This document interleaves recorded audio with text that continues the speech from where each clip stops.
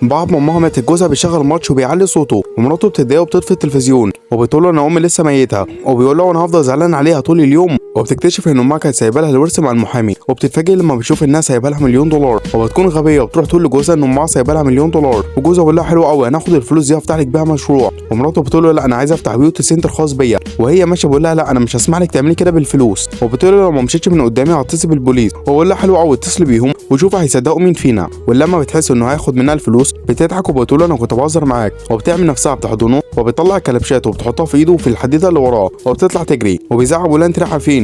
وبعد اسبوع فعلا بتفتح البيوتي سنتر اللي نفسها فيه، واول يوم بتكون مستنيه الزباين بس ما فيش ولا زبون بيدخل لها خالص، ولحد ما بتقفل على نفس النظام. وفي ثاني يوم برضه بيحصل نفس النظام، فبتقابل واحد فقير وبيجي لها فكره وبتقول له تشتغل معايا. وبعد شويه بتحلق له وبتلبسه بدله وبيكون شكله اتغير جدا، وبتخليه يقف في الشارع ويوزع كروت على الناس عشان الناس تعرف المحل. وفعلا بيجي لها زبائن كتير قوي، والبنت بتقول له بدل ما تنام في الشارع لو عايز تنام هنا انا ما عنديش مانع. وفعلا بيعمل كده، وهو قاعد الزبائن برضه بتيجي في نص الليل.